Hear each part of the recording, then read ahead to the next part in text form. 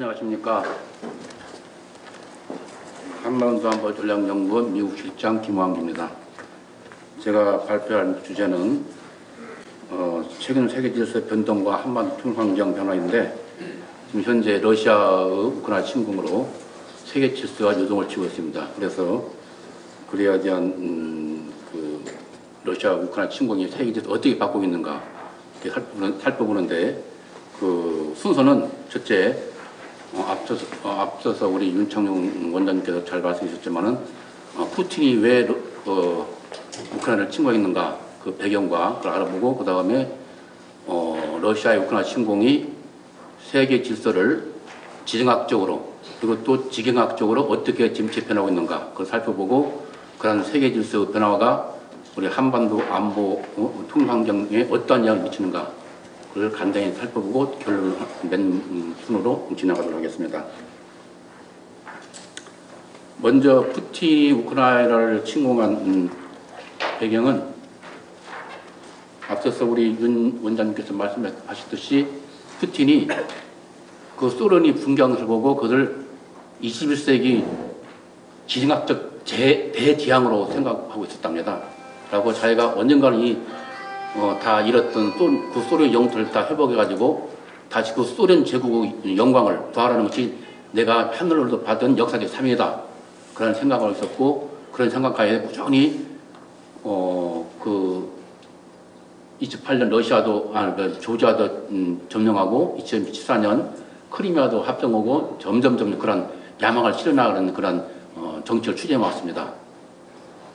그러면서 이제 서방이 러시아에 대한 제재를 한 걸 보고 향후 자기가 이제 그 야망을 실현할 적에 서방이 러시아에 가할 제재에 대해서 예상을 하고 그게 대응할 수 있는 그런 경제력을 쫙 키워왔습니다. 경제 구조도 계획도 오고 또 에너지 수입에서 재정수입 증가를 해가지고 서방의 제재를 감당해서 내부를 계속 양성해 왔습니다. 그렇지만은 이렇게 러시아가 푸틴이 이제 야망을 이렇게 은근히 추진하고 있는데도 불구하고 서방 측은 큰 거기에 대한 위험 의식이 없었어요. 서방 측은 그에 세계화에 따른 번영과 평화에 젖어가지고 안보 의식도 해이지고 동맹 이유 안 해지고, 그리고 특히 서방 측이 유럽 측이 또 러시아의 에너지를 많이 의존했기 때문에 러시아가 조지아를 점령하고 크림반도 합병할 때도 그 제대도 그냥 경미한 수준으로 그치고 이렇게 경제 안이한 태도로 대응했어요. 그리고 이제 이런 그동안에 이제 미국과 서방의 하는 걸 보고 러시아는 미국이 쇠락하고 있고 EU가 지금 분열돼 있어서 푸틴은 자기 야망을 실현할 정말 적기다 그걸 생각하고 드디어 러시아를 침공을 하게 됩니다. 우크라이나를 침공하게 됩니다. 또 푸틴은 그 이전에 시진핑과 2월 4일 그 북경 올림픽 그 개막식을 계기로 정상회담을 열어가지고 양국 간 협력에는 제한이 없다라는 그런 5,400자에 달하는 공동성을 채택해가지고 중국이라는 든든한 그런 후원세를 이제 확보했다고 본인은 생각합니다. 그리고 그걸 갖고 드디어 2월 24일 우크라이나를 침공을 합니다. 근데 푸틴이 이러한 생각을 가게 된 그런 사단적 배경에는 알렉산더 두기라는 러시아의 유명한 지정학자의 정치 사단가가 있습니다. 이 사람이 1997년 지정학 기초 러시아의 진학적 미래라는 책을 발간했는데, 이 책이 그 당시 러시아의 그 지배에 들어가서 굉장히 큰 공감을 불러일으켰답니다. 그 책 내용이 뭐냐면은 러시아가 아일랜드 더블린에서 북동적 블라디보스토크까지 대제국을 건설해야 된다. 그걸 주장하는 것이 그 요점이. 그리고 그 제국을 건설하는데 가장 큰 방해물이 바로 우크라이나이다. 우크라이나를 점령하지 않고서는 이런 야망을 할 수는 없다. 그런 내용이랍니다. 거기에 푸틴이 이 책을 읽고 굉장히 큰 감명을 받아가지고 내 생각 똑같구나. 그래가지고 그때부터 이제 더 이렇게 대제국을 건설해야겠다는 그런 생각을 가지게 되었답니다. 그리고 이제 푸틴이 작년 7월 달에 러시아와 우크라이나 역사 통합에 관해라는 논문을 이제 발표하는데, 거기 보면은 우크라이나를 갖다가 침략해야 된다. 서방은 러시아 진출을 막을 수 있고 러시아가 독립으로 진출할 수 있는 진작 요청지인 우크라이나를 점령해서 부소련의 부활을 위한 조도를 확보해야 된다. 그런 말이 있습니다. 그때부터 이제 이렇게 우크라이나를 딱 침공했다는 말을 먹고 이제 침공을 하는데, 그런데 푸틴이 원래 계산과는 그 결과 전혀 다른 걸로 나타나고 있어요. 다들 아시다시피 우크라이나들이 정말 결사항전으로 좀 대응하고 있고 또 그 미국이 타락하고 이유가 분열돼서 서방이 그게 큰 대응을 하지 못하고 생각했는데 의외로 서방이 그냥 똘똘 뭉쳐가지고 대응하고 있고 또 서방이 자기들 제대로 하더라도 경멸하게 할 줄 알았는데 이것이 아니라 완전히 막 러시아 경제를 목도가 줄일 정도로 강하게 막 제재하니까 그것은 완전히 지금 오판이 나가지고 그런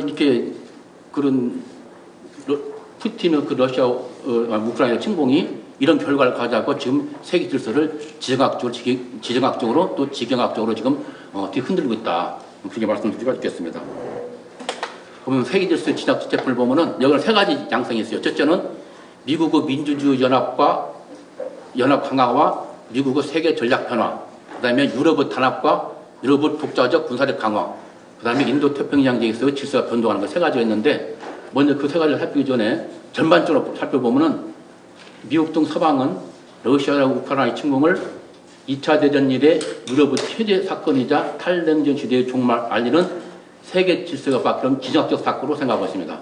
이건 블린턴과 스톨텐버그 나토 사무총장이 말이 하듯이 그렇게 좀 이 러시아 우크라이나 침공이 자유와 2차 대전 이후에 서방이 수립해 입었던 자유 그 민주 질서를 갖다가 파괴하고 거기에 도전으로 생각하고 있습니다. 그동안에 이제 그런 움직임이 좀 있어 왔어요. 2010년대 두반 들어가지고 러시아가 크림반도를 합병하고 또 중국이 그때 당시에 이제 시진핑이 집권을 가지고 이제 중화민족 부흥이라는 그런 중국어를 내세우면서 공세적으로 나오는데 그때만 해도 미국과 서방은 그걸 크게 큰 이용을 생각하지 않고 그냥 관심도 없고 우선 당장 급한 것이 탈냉전 후에 그 세계화에 따른 그러한 번영과 평화에 젖어가지고 안보식 헤어진다가 동맹도 유연해졌고 또 세계화의 후유증에 따른 그러한 국내 저조 붕괴, 산업 공동화 그런 문제에 관심 쓰다 보니까 우선 자국선주가 먼저 나와가지고 별로 크게 중국과 러시아의 그런 위협이 증가하는 데서 별로 신경 쓰지 않았다. 이런 상황에서 바이든 정부가 이제 정권을 잡고 나서 러시아와 중국의 전략적 협력 강화를 새로운 전체주 축으로 보면서 현 정세를 21세기 민주주의와 전체주간 경쟁을 규정하고 이에 정하는 방안으로 민주주의 연합, 뜻을 같이 하는 민주주의 연합을 추진하는데 유럽 서방 국가들은 거기에 큰 관심을 가지지 않고 별로 큰 도움이 협력하지 않았습니다. 그런데 이런 상황에서 이제 푸틴이 러시아를 침공하니까 유럽이나 서방이 이제 깜짝 놀란 거예요. 완전 깜짝 놀라가지고 정말 이들하다가는 우리도 정말 언제 어떤 러시아나 중국에 닿을지 모른다 그런 위협을 느껴가지고 서방 측이 이제 동맹을 재결성하고 재장전하게 됩니다. 쉽게 말하면 러시아의 우크라이나 침공이 정말로 서방을 뭉치게 하는 그런 뜻밖의 그런 역사적 기회가 되었고 쉽게 말하면 탈냉전 질서를 완전히 바꾸는 게임 체인저가 되고 있다. 결론적으로 말해서 러시아의 우크라이나 침공은 냉전 종식 이후에 미국과 서방이 주도한 수립해서 주도한 규칙에 기반한 자유민주 국제 질서를 이소 냉전 시대 되돌리는 그런 냉전 투 시대가 시작되고 있는 것을 알리는 신호탄이다라고 할 수 있겠습니다. 그다음에 미국의 민주연합 강화 전략 변화인데 바이든 대통령이 이제 작년 1월 20일 날 취임해가지고 2월 4일 날 첫 대국민 연설을 하는데 거기에서 뭐라고 이야기냐면은 트럼프 정부가 미국 우선주의로 해가지고 붕괴된 동맹을 재건하고 또 트럼프 그러한 정책을 인해서 상실된 미국 지도를 회복하겠다 그렇게 선언합니다. 그리고 그 방안으로 바로 뜻을 같이 하는 민주주의 연합을 통해서 그걸 하겠다 이렇게 선언합니다. 그 다음에 2월 19일 날 미넨 안보정상 화상회에서 연설하는데 거기서 미국이 돌아왔다. 대서양 동맹이 돌아왔다. 현 국제정서는 21세기 민주주의와 전체주간 경쟁이라고 규정을 합니다. 그리고 미국이 돌아왔다. 그래서 미국이 본격적으로 국제무대에 복귀를 해가지고 세계 지도력을 발휘하겠다. 그런 뜻을 이제 천명을 합니다. 그 이후에 이제 작년에 계속 G7 정상회의, 미 나토 회의, 미유 정상회의 참석해가지고 동맹국과 서로 협력을 하기로 이제 합의를 하고 정통적인 동맹 관계를 회복하기 시작합니다.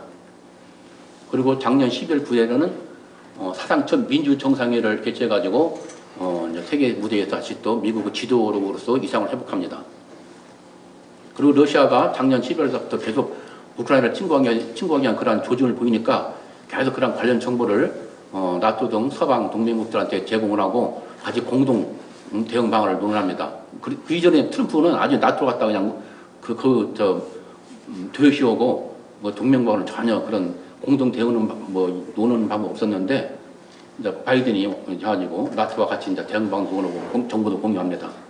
그리고 왕이라든가 왕 외교부장이라든가 친강 중국설 대사를 통해서 계속 러시아의 그 우크라이나 침공 계획을 중국에 알려주면서 중국한테 러시아가 침공하지 말아서 설득해달라고 요청을 합니다.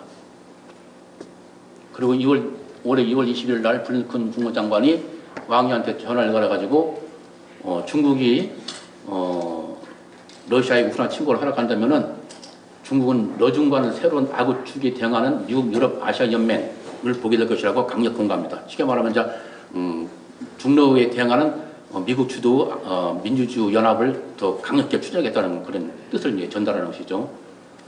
그리고 특히 이제 2월 4일 날 아까 앞에서 말씀드린 것처럼 푸틴과 시진핑 정상회담에서 공동선물 채택하는데 그 내용이 주목할 만한 것이 뭐냐면은 진정한 민주주의로 새로운 글로벌 질서 구축이라고 하는데 이게 쉽게 말하면 푸틴과 시진핑이 자기들 나름대로 질서를 구축했다는 거예요. 미국 서방이 말하는 자유민주 질서가 아니라 자기 나름대로 질서로 그 사람들은 이제 자기들이 권위주의 질서가 진정한 민주주의로 생각하니까 자기들이 말하는 그런 이익에 맞게 그런 자기들 규칙에 맞게 새로운 글로벌 질서를 구축하였다 그런 말을 집어넣습니다. 그걸 보고 이제 미국이 이제 새로운 전체 주축이 정말 등장해가지고 미국에 도전하고 있구나 이제 그것을 인식하게 됩니다. 그래서 이제 2월 24일 러시아가 우크라이나 침공하자 바이든 대통령은 이제 푸틴의 상상을 뛰어넘는 강력한 그냥 전방위적인 그런 제재에 들어갑니다. 그런데 이 제재에 뭐 영국, 독일, EU, 호주, 뭐 카나다, 막 그냥 또 일본까지 다 동참을 하고 그때부터 이제 그야말로 미국 주도의 자유민주 체제가 부추게 되기 시작합니다. 이건 바이든 대통령이 지난 3월 1일 국정연설에서 미국은 몇 달 만에 자유를 사랑하는 국가 연합체를 구축했으며 이제 자유세계가 푸틴 책임을 묻고 있다. 민주주의와 독재의 전쟁에서 민주주의가 부상하고 있다고 하면서는 공식 자유민주주의 국가 연합체제가 구축됐다는 것을 이제 선언합니다. 그리고 블링컨 국무장관이 3월 왕이 외교부장한테 전화를 해가지고 중국한테 러시아와 그 전략적 협력 관계를 다시 한번 생각해봐라. 그런 메시지를 이제 또 전달합니다. 이런 미국 압박에도 불구하고 중국과 러시아는 계속 포괄적, 전면적, 전략적 협력 동반자 관계를 계속 하겠다는 것을 이제 분명히 합니다.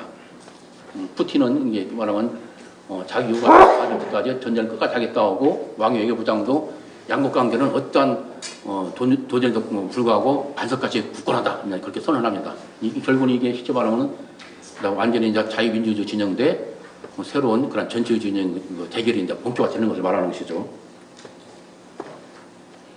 이제 그 이슈 뒤에 바이든 대통령이 이제 올해 벨기에 브뤼셀 방문을 가지고 나토 정상회의, G7 정상회의, EU 정상회의 다 이것도 지금 바이든이 다 수집원 그 정상회의하고 다 참석을 해가지고 서로 이제 그 공동 대응 방안도 논의하고 나토 억지력 강화 방안도 논의를 합니다.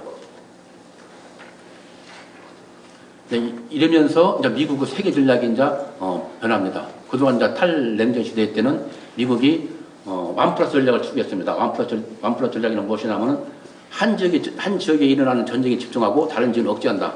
그런 전략인데 쉽게 말하면 그때는 이제 유럽에는 큰 그런 도전 세력이 없으니까 오로지 이제 중국이 가장 큰 도전 세력이니까 인도 태평양 지역에서 중국 부상에서 도전하는 데만 적극적으로 자원을 투자해서 그거를 집중 견제하겠다. 그런 완플러스 전략인데 이제 러시아가 이제 우크라이나 침공하니까 유럽과 인도 태평양 두 양 지역에서 이제 경쟁국이 적대국이 이제 두 개가 생기는 것이죠. 근데 양 지역에서 두 개의 적대국에서 대응하는 그런 두개의 전쟁 전략, 바꾼다고 이제 선언합니다. 이게 그 2월 10일 블링컨 국무장관이 유명한 말이에요. We can work and chew gum at the same time. 우리는 미국은 거리면서 동시에 껌을 씹을 수 있다. 양쪽에 동시에 다 대응할 수 있다는 것이죠. 우리 커트 캠벨도 백악관 인도협상 조정관도 미국은 2차 대전과 냉전 시대에서도 동시에 두 개 전쟁에 깊이 관여 경험이 있다. 그러면서 이제 두 개의 전장 전략으로 전략을 바꿉니다. 결론적으로 러시아 우크라이나 침공이 이제 21세기 민주주의 진영과 전체주의 진영 간 전쟁으로 본격 발전하면서 미국의 자유민주주의 연합과 세계 전략 자유민주주의 연합을 강화시키고 세계 전략을 변화시키고 그러면서 유럽과 인도 태평양의 그런 안보 지형을 바꾸는 그런 세계사의 지각 변동이 일어나고 있다. 이거 말씀드리고 싶겠습니다. 그 다음에 유럽 단합과 독자적 분산을 강화합니다. 러시아가 이제 우크라이나 침공하자 유럽이 이제 깜짝 놀랍니다. 쉽게 말하면 하여튼 모닝콜이 된 거죠. 모닝콜. 유럽에. 그래서 이제 유럽 국가들이 이들이 나셨다는 우리가 언제 또 다닐지도 모른다. 그러니까 이제 위기의식을 들여가지고 단합하기 시작하는데 역사적인 그런 경험이 있어요. 1939년 히틀러가 폴란드 침공에 그때 영국이나 프랑스가 다른 나라들이 상당히 미온적으로 대응했어요. 그러다가 그 미온적으로 대응하니까 히틀러가 아주 고무돼가지고 그게 이제 2차 대전도 이제 비화되는데 그런 역사적인 그런 트라우마가 있기 때문에 이래도 여기서도 우리가 미온에게 대충했다가는 큰일 난다. 그래갖고 이제 본격적으로 이제 묻히기 시작합니다. 그동안 이제 중립국들이 이제 상당히 이제 미국 서방과 러시아의 관계에서 상당히 중립을 지켜왔는데 이제 동맹이 없으면 안전을 보장 못한다는 인식이 확산되면서 중립국이었던 스웨덴, 핀란드가 이제 나토에 가입하고 또 오스트리아, 아일랜드 등 다른 중국도 나토에 가입을 적극 추진합니다. 그리고 3월 16일 나토 국방장관이 열어가지고 러시아와 접경 지역인 동료 국가에 나토 병력을 다 추가 배치를 하고 또 이때 안스 스톨텐베르그 나토 사무총장이 러시아 우크라이나 침공이 유럽 안보 형을 많이 바꿨기 때문에 우리는 이런 변에 맞춰서 새로운 군사 안보体制를 갖춰야 된다고 선언합니다. 쉽게 말하면 나토가 급속히 복원되는 것이죠. 근데 나토가 2018년 트럼프가 이제 나토를 방문했을 적에 유럽을 방문했을 때 그때 당시 워낙 이제 트럼프가 나토를 갖다가 막 이렇게 폄하를 하고 그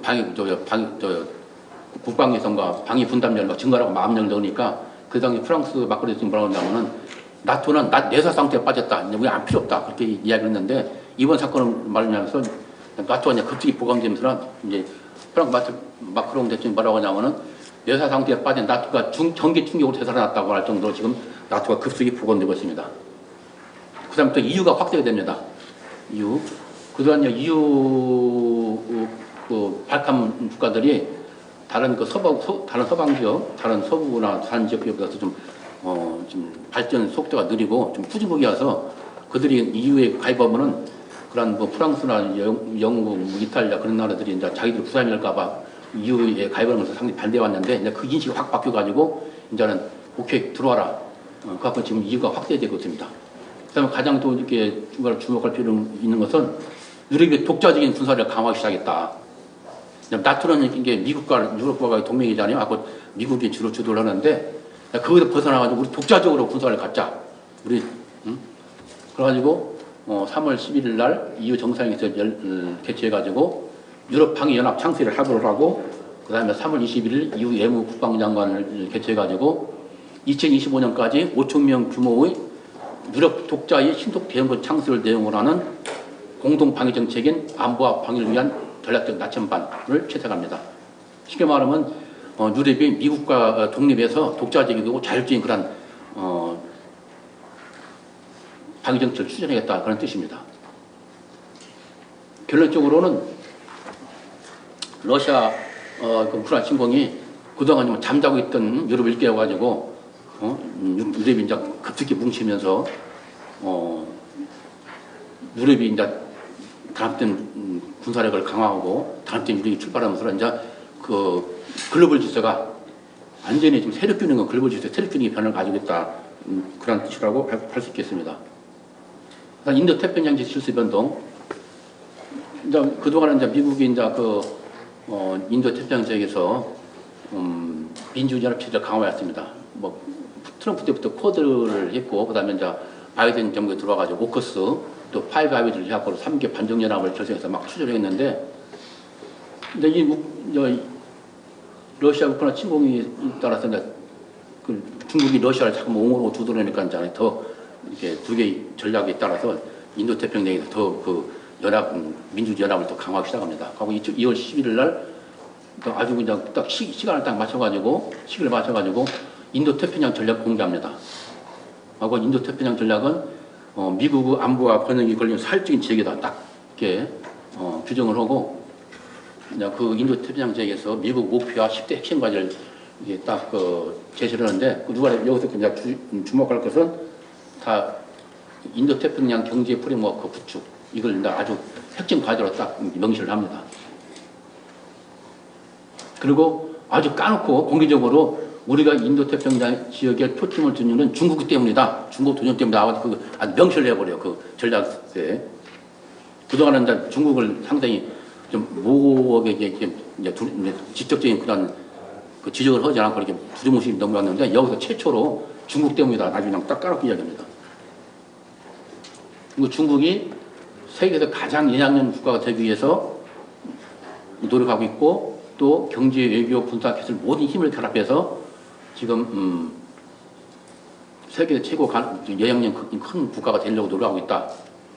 그리고 중국이 지금 인도 태평양 지역과 세계에서 그동안 유지되어 온 규칙과 기본과 규칙에 따른 그 질서를 잘 이익에 맞게 수정하려고 하는데, 이것을 중국의 노력이 성공하느냐 마느냐 그것은 미국과 동맹국이 어떻게 단합해서 공동 노력하느냐에 달려있다, 이렇게 말을 합니다. 아니, 규정되어 있어 그 전략서에.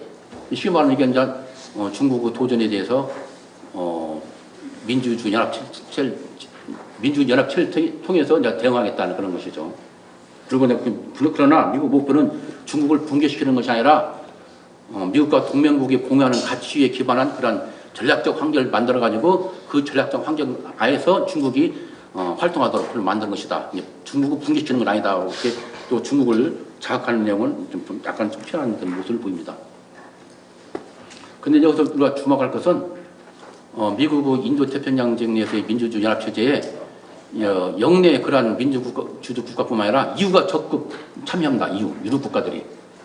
앞에서 말씀드린 처럼 EU 그 안보와 방위를 위한 전략적 나침반을 보면은 거기에 공적 나와 있어요. 거기에 우리가 인도 태평양 직접 개입하겠다고 나옵니다. 이게 쭉 이걸 풀어 썼는데,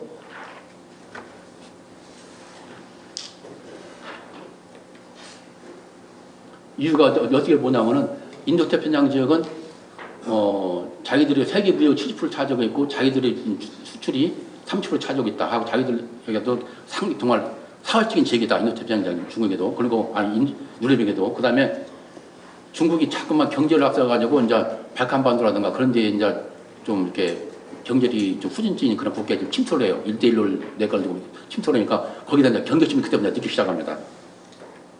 그리고 중국과 러시아가 전략적 협력 관계를 강화하니까, 이제 유럽과 인도 태평양 지역을 따로따로 보는 것이 아니라 동일선상에서 보기 시작합니다. 유럽이. 그래갖고 이렇게 우리가 이제 이걸 방지하기 위해서는 인도 태평양 지역에서 직접 개입해야겠다. 이제 그렇게 본격적으로 선언을 하고 이제 개입을 합니다. 갖고 인도 태평양 지역에 있는 미국의 자유민주연합 체제에 적극 이제 참여를 하기 시작합니다.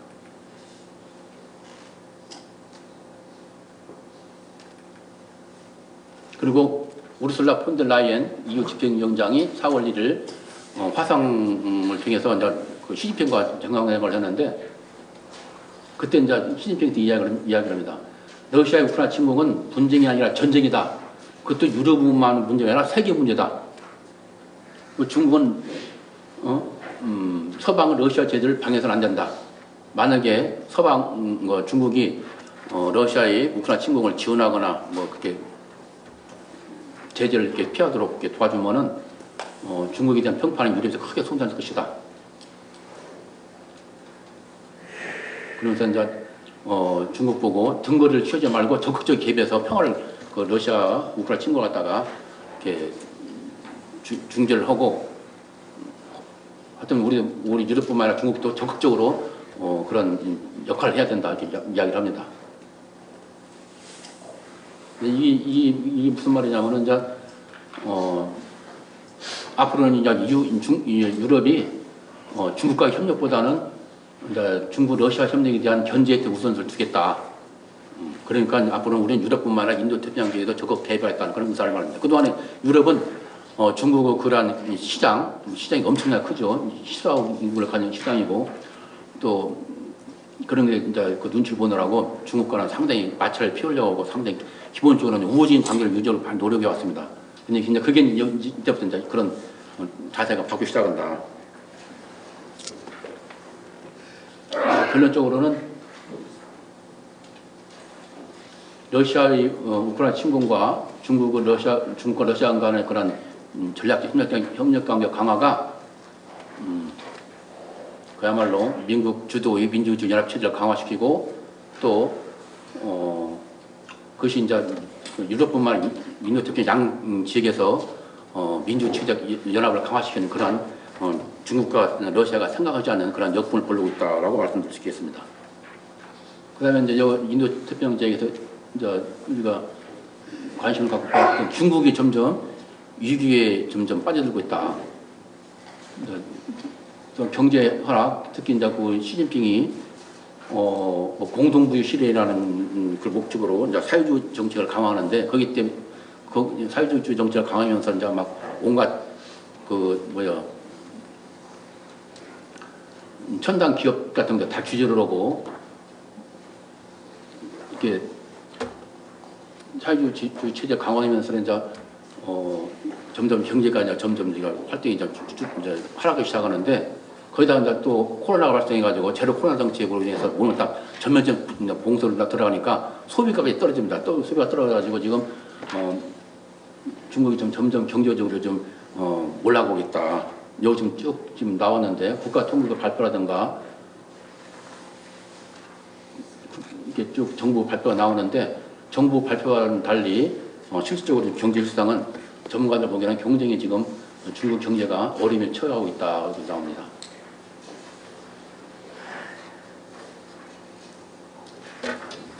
지금 중국 경제 전문가들은 지금 현재 중국이 경제적 고통이 시작되고 이것은 지금 시작에 불과하다. 앞으로 더 심하게 경제가 어려울 것이라고 좀 예상을 하고 있습니다.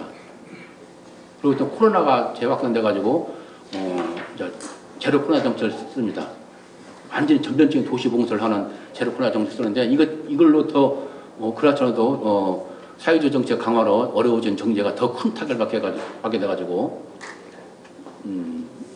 국가통역의 정부 기관인 국가통역 발표에서조차도 그 경쟁이 하락하는 걸로 나옵니다. 이게 제조 구매 관리자 지수는 뭐냐면은 경제 활동의 지표를 나타내는 겁니다. 이게 50 이상이 돼야 이게 경제가 정상적으로 돌아간다는 의미하고 50 이하는 경제가 지금 굉장히 어렵다는 것을 말하는데 지금 국가통역이 발표하는 것조차도 지금 점점점 제조 구매 관리자 수가 떨어지고 비제조 구매 관리자 수가 지금 계속 지금 하락하고 있다.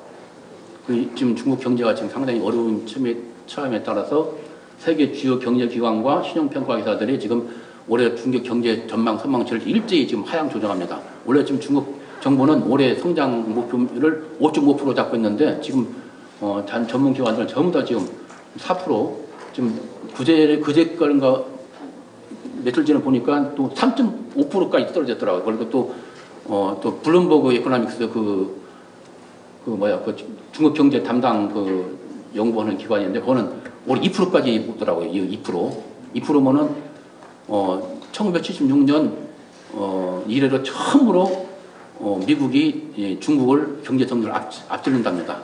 지금 그 블룸버그 에코노믹스 그 연구기관은 올해 그 경제 성장률을 전망치를 미국은 2.8%, 중국은 2%로 봅니다. 2%면 그거 이제 올라간 거나 마찬가지 올라간 거나 최소한 5%, 6%는 유지를 해야 그래도 이렇게 대학생들 나오면 이렇게 취업도 되고 이렇게 정상적으로 돌아가는데 그게 떨어지면 완전히 경제가 지금 굉장히 지금 그 몰락 상태이다.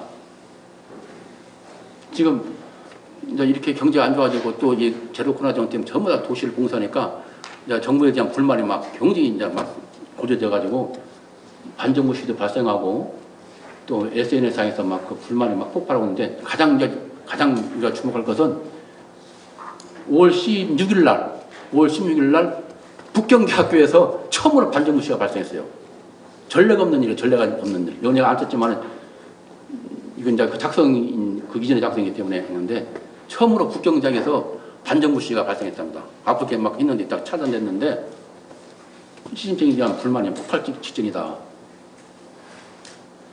그래서 지금 시진핑이가 이제 국가주소 3연임을 이제 올 11월 당대에서 하려야 되는데 그게 이제 하려면 경제 어느 정도 돌아가야 국민들이 좀 이렇게 안정되고 이제 지지를 얻는데 그래서 지금 최소한 목표를 55%를 잡고 있는데 그게 달성이 좀 상당히 어렵다. 그러면 시진핑도 상당히 어렵지 않을까 정치 입지가 그렇게 지금 전망이 되고 있습니다. 또 러시아의 우크라이나 침공을 계속 중국이 주도하니까 거기에 대해서 또 각 세계 각국에서 중국에 대한 인식이 굉장히 나빠져. 특히 유럽에서 반중감이 급속히 확산된다. 급속히 확산돼가지고 중국이 점점 고립되어 가고 있다. 그래서 3월 31일 나토가 작년도 2021년도 연례 보고서를 발표했는데 거기서 처음으로 중국의 야심과 공세적 행동이 체계적 도전이 되겠다고 처음으로 그를 명기를 합니다. 이것은 나토가 중국에 대한 경계심을 최초로 공개 표명한 것입니다. 그동안은 이게 상당히 중국의 눈치를 보고 그냥 두루뭉실이 나왔는데 처음으로 중국에 대한 경계심을 최초로 공개 표명합니다. 그리고 조셉 보렐 이 엘가모 대표가 4월 5일 시진핑과 화상 정상회담 결과를 이후에 보고하면서 중국은 우리가 정말 상향 가치를 갖고 있다. 우리가 그렇게 이야기를 해보니까 도대체가 우크라이나에서는 이야기를 하려고 하지도 않았고 인권 문제에서 이야기하려고 하지도 않았고 오로지 자신이 원하는 것만 이야기만 하고 그래서 정말 중국은 우리가 정말 아주 다른 그런 가치를 갖고 있는 국가다라고 그런 보고를 합니다. 쉽게 말하면 중국에 대한 불신을 이제 표명하는 것이죠. 이렇게 이제 중국이 경제도 어려움이 되고 또 코로나 팬데믹 때문에 상당히 또 이렇게 경제가 더 어려워지고 이제 국민들 불만이 이제 치솟고 특히 이제 러시아의 우크라이나 침공에 대한 중국이 그 두드러짐으로써 이제 중국이 외교적으로 많이 고립이 되고 막 어려워지니까 이제 중국에 투자했던 그런 해외 자금들이 막 이탈하기 시작합니다. 3월 24일 국제금융협회 발표에 따르면은 3월 1일 20일간 990억 위안, 157억 달러가 지금 빠져나갔고 이것은 정말 그동 지금까지 없었던 그런 전대미문의 속도로 해외 자본이 중국을 빠져나가고 있다고 발표합니다. 근데 지난 5월 15일 날도 또 그 중국 경제 전문 매체 재신인 걸 보니까 4월 달에도 160여 달러 빠져나갔답니다. 계속 지금 중국에서 막 빠져나가는 거예요. 이 중국이 게다가 투자하다가는 우리 경기 위험하다 생각하고 그러는 해외자원 막 빠져나가고 있습니다. 말씀드린 것처럼 그동안 참 유럽이 중국의 눈치를 보면서 상당히 이제 비교적 우호 관계를 유지했는데 지금 점점 중국과 유럽 관계가 적대적이 되어가고 있다. 그래서 중국이 지금 국제에서 고립되어가고 있다.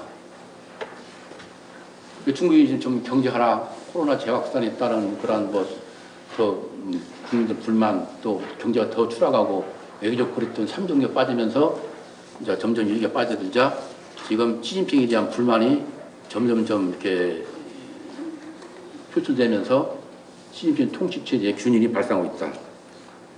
이 월스트리트저널 3월 15일자 이렇게 보도인데 이 3월 15일자 보도가 지금 계속 나와요. 지금 자료를 이렇게 쌓아놓고 있는데 지금 경쟁이 지금 상당히 내부에 지금 노선 추진에서 치열하게 전개되고 있고 시진핑에 대한 그런 도전이 경쟁이 지금 심하게 지금 전개되고 있다고 그런 분석 기사가 많이 나옵니다. 물론 시진핑이 오늘 11월 달 당대에서는 3연임 국가적 3연임은 이제 그 문안이 허갔지만은 그 과연 시진핑적 이대로만 계속 되면은 과연 얼마나 오래될까 그런 의문을 품는 그런 전문가들 의견이 많이 나오고 있습니다. 지금 미국, 일본, 홍콩 그런 전문 매체에서 중국 이 시진핑 체제가 방향을 바꾸지 않으면은 큰 위험에 처한다. 그런 분위기가 지금 계속 나오고 있습니다. 한번 저 언제 한번 그걸 정리해서 한번 써보려고 그러는데. 그 다음에 이제 징약적 재편입니다. 징약적 재편. 이제 러시아 우크라이나 침공을 위해서 세계화 시대가 종언합니다. 마칩니다.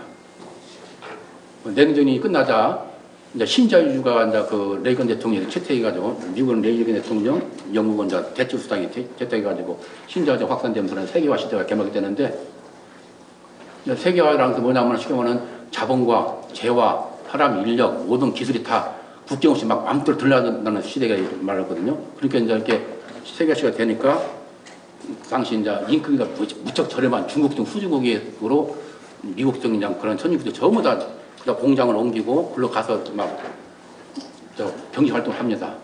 그러니까 이제 서방 선진국들은 제조업이 붕괴되고 산업 공동화 이제 생기고 또 중국은 이제 그 덕을 봐가지고 세계 제조 제조 공장이라는 말을 쓸 정도로 이제 중국에 대한 이제 그 세계가 경제가 중국에 대한 과도하게 의존하게 됩니다. 근데 시진핑이 집권해서 이제 그 공급만 독점하고 저 거대한 시장을 그걸 무기로 삼아가지고 외교안보 문제에 대해서 막 그걸 그 경제를 이용해가지고 막 압박을 가해요. 대표적인 것이 우리 이제 쌀사사죠. 쌀사 때. 그래서 그때부터 이제 그 서방에서 이제 미국이 특히 이제 트럼프가 중국에 대한 과도한 의존이 얼마나 위험한지 깨닫기 시작해가지고 미국 무역 전쟁을 벌이면서 이제 탈동조화, 디커플링을 이제 조금씩 이제 진행하기 시작합니다. 그런 가운데 코로나19가 터지니까 중국이 이 과도하게 의존했던 공급망이 거기서 붕괴되니까 아무도 못 온 거예요. 미국에서도 가장 예를 들면 반도체, 가장 그 자동차에 들어간 반도체를 전부 다 이제 중국에서 그걸 생산을 갖다가 미국 갖다 썼는데 코로나로 이제 그게 다 공장이 수습되니까 미국도 그 자동차를 못 만드는 거예요. 하고 자동차 전부 다 올수습되는 거예요. 그래서 중국에 대한 과도한 의존이 국가안보에 큰 위험이 되걸 수 있구나. 그래서 더 절실하게 느끼게 됩니다. 그래서 바이든 정부가 작년 10월 17일 날 인도태평양 지역에서 중국 의존하는 공급망을 중국을 배제한 동맹국 이주 공급망으로 제표하는 새로운 경제 동맹체인 인도태평양 경제 프레임워크를 창설하겠다. 그런 방안을 철망합니다. 어저께 그 일본에 가서 그걸 창설을 본격 했죠. 우리가 특히 이제 주목할 것은 그때 당시 국가정보장실에서 이제 보고서를 발표하는데 10월 15일 날 앞으로는 첨단 기술이 군사안보와 경제력 경쟁 승패를 결정하는 핵심 요인이다. 그렇게 이제 딱 규정을 하고 그래서 이제 절대로 중국에 넘어와서 안 될 기술로서 인공지능, 양자 컴퓨터, 생명과학, 반도체, 자율주행 대기술 5개 기술 들고 그대로 더욱 기술 보완을 강화하기 시작합니다. 근데 이제 우리하고 이념이 틀린 나라는 너무 안 된다 이것이지. 우리 이념 같은 가치를 가진 것끼리 해야지. 하고 서방 동맹국 간 독자적 공급망 구축을 통한 이때부터 기술 동맹이라는 개념이 이제 부상하기 시작합니다.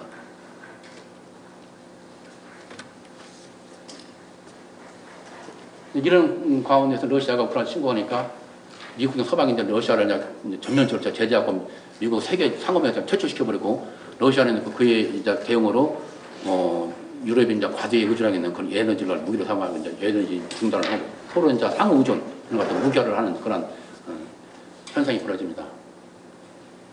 그리고 또 중국이 또 러시아를 더욱더 옹호를 하니까 이때부터 미국 서방이 뭐라 하냐면 앞으로 어느 국가를 경제 파트너로 삼을 것인지를 더 진지하게 생각해야 된다. 근데 쉽게 말하면 우리가 가치를 갖추는 나라들, 이 가치 동맹이냐는 거죠. 가치 동맹이 더 부각되는 거죠. 그러니까 기술 동맹, 가치 동맹이 더 시작된다. 그래서 이제 더 자유민주주의 진영과 전체주의 진영과 그런 대결이 되고 세계화도 서로 이념이 틀린 나라는 않는다. 서로 교류를 않고 그동안은 이제 그런 거 다 떠나서 막 그냥 만들어 왔다 갔는데 이제 우리 같은 끼리끼리 진영 내 세계화로 나오지만 어떤 학자들은 그걸 지역화라고 하는데 진영 내 세계화로 이게 진영을 뛰어넘는 그런 보편적 세계화에서 진영 내 세계화로 그런 변화가 일어나기 시작합니다. 이제 그런 상황을 보고 다시 또 사우디나 인도, 브라질 등 제3국, 제3세계 국가들은 이건 우리도 지금 잘못하고는 미국이나 중국이나 뭐 편습당에 큰일 나구나. 그럼 자기들끼리 한번 뭉치자. 쉽게 말하면 이게 역사가 리듬은 반복된다는 게 똑같아요. 지금 냉전 2, 구도 옛날에 냉전 1때 미국을 중심으로 하는 그 서방 진영, 소련을 중심으로 하는 공산 진영, 그 다음에 뭐 인도라든가 뭐 그런 들 중심으로 비동맹권이 있었잖아요. 그 지금 그 양상으로 좀 슬슬 가고 있다. 그리고 그 시대와 틀린 것이 뭐냐면은 지금은 세계화 시대 때는 경제와 안보를 분리해서 지정학 시대가 있는데 이제는 그것이 아니라 경제와 안보가 서로 연결되는 지경학 시대. 그리고 첨단 기술이 패권 경제를 결정하는 기정학 시대. 기술이 결정한다. 기술이 정치를 결정한다. 기정학 시대라고 지금 그런 국제 관계 패러다임이 바꾸는 그런 그 시대가 지금 우리가 들어가고 있다. 여기서 이제 쉽게 말하면 아까 우리 윤창룡 원장님 말씀한 것처럼 안미 경제 시대는 끝났다. 안미 경제 시대는 끝났고 이제 안경 동행, 안보와 경제가 같이 가는 안보 안경 동행 시대가 점점점 다가오고 있다. 안보는 미국, 경제는 중국 그런 시대는 이제 끝나간다. 에너지수가 이제 재편됩니다. 러시아가 우크라이나 침공을 자 미국 각국들은 에너지 인재를 삼아서 그 인접국을 침공하는 러시아를 보고 이거지 우리도 잘못하면 큰일 났구나. 러시아에 너무나 지금 많은 에너지를 유출했는데 우리도 독자적인 에너지 확보 계획을 마련해야겠다. 그런 인식이 이제 확산되면서 3월 25일 날 이 정상회의가 열려가지고 러시아로부터 에너지 의존을 탈피하는 그런 계획을 발표하게 됩니다. 그리고 미국과 EU가 러시아에 대한 에너지 의존 감소를 위한 타스크포스를 구성해 합의를 하고 또 바이든 대통령도 유럽에 대해 그러한 천연 액화가스를 제공할 약속합니다. 그렇게 에너지 독자적인 그런 확보 계획을 마련하면서 미국과 유럽이 새로운 러시아 대신 에너지 공급, 새로운 에너지 공급으로서 중동, 아프리카 그런 나라에 접근합니다. 3월 20일 독일은 카타르가 오고 장기 LNG 가스 도입 계약을 체결했고 프랑스, 벨기에, 이탈리아 등도 지금 다 카타르, 나이지리아, 세네갈 등 중동과 지금 아프리카 국가들의 그런 천연가스 생산 공급과 지금 협상을 지금 전개하고 있습니다. 특히 또 여기 주목할 것은 지금 탈원전을 해서 다시 또 원전으로 돌아간다. 2011년 일본 후쿠시마 원전 사고를 계기로 가지고 이제 탈원전 시대가 이르는데 이제는 에너지가 이 새로운 그 공급을 확보하기 위해서는 다시 원전으로 돌아야 된다 해가지고 3월 20일 영국은 2050년까지 7개 원전을 건설할 계획을 발표하고 또 벨기에도 지금 원전을 더 가상으로 발표하고 또 프랑스는 지금 전부 다 지금 다시 또 원전을 다시 재개한다 그런 방식으로 좀 돌아서고 있습니다. 미국도 지금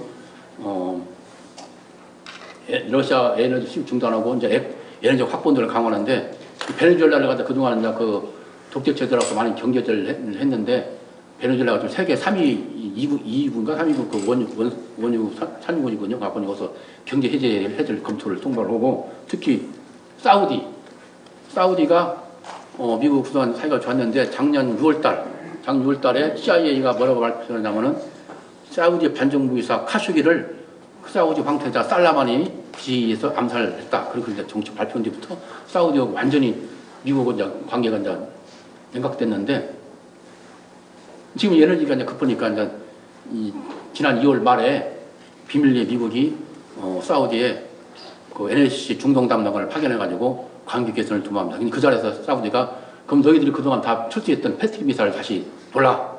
그러니까 이제 지금 제공합니다. 제공을 대신에 그 원유를 증산하라. 지금 그런 상황이 있습니다.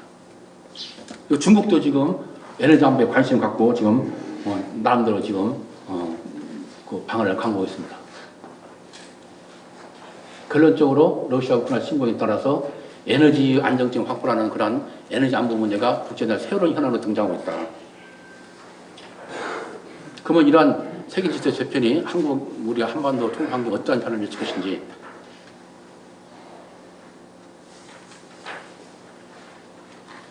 부정적인 면은 다 아시다시피 아까 우리 이런 언영 기타 말씀하셨듯이 자연히 이제 진영 간 대결하러 가려니까 이제 자유민주주의와 전체적 진영 간 그런 대결이 구조가 되니까 한미일 대 북중러라는 그런 옛날 그런 진영 간 대립 그런 냉전 2 구도가 다시 부상할 가능성이 있다. 그럼 우리 안보 관계 상당히 좀 경색되고 우리 통일한 그 환경 내에서도 좀 많이 좀 부정적인 영향을 미칠 것인데 반면에 이제 그 긍정적인 면은 영내 자유민주연합이 강화된다. 이거는 이제 우리 영내 인도태평양 지역뿐만 아니라 유럽도 적극적으로 강화하기 이제 동참하기 때문에 우리가 여기 직접 이제 강화하면 우리 그 든든한 배경색이 생긴다.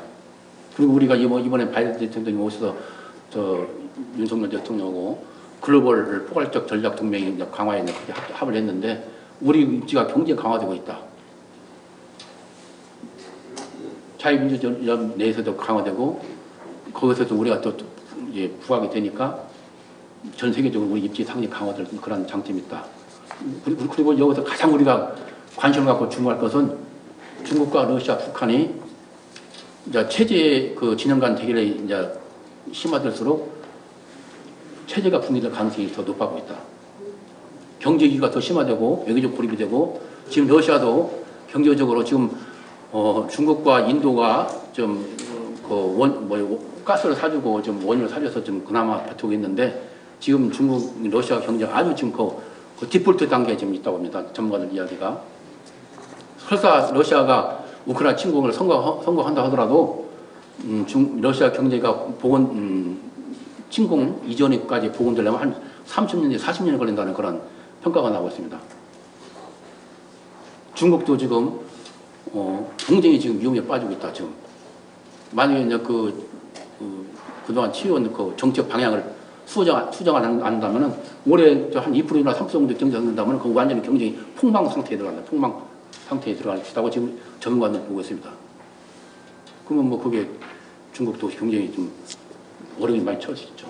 북한은 뭐 중국, 러시아가 뒤에서 봐주는데 중국, 러시아가 다 어려움이 빠지면 북한도 자기도 후원술이 없으니까 어려움이 처하겠죠. 이게 지금 가장 이런 가능성에 대해서도 우리가 한번 염두에 두고 방안을 한번 마련할 필요가 있다. 결론적으로 지금 21세기 지정학적 대변화의 시를 맞이해서 대한민국의 생존과 번영, 나아가 통일이라는 역사적 과제를 수행하기 위해서 시대의 변화에 부응하는 국가 대전략을 지금 마련해 나갈 때다. 지금 윤석열 정부가 출범했는데 이 정부가 좀 이런 것을 마련해가지고 지금 그 바이든 한미정상회담 거 그걸 보고 좀 박준 예비부 장관 이야기하는 것 듣고 보니까 그래도 큰 방향은 제대로 잡았구나 하는 생각이 들더라고요. 하여튼 정말로 대전략을 마련해가지고 우리나라가 정말로 글로벌 중추국가로서 도약을 하고 통일도 앞당기는 그런 시기가 빨리 왔으면 좋겠습니다. 이상입니다.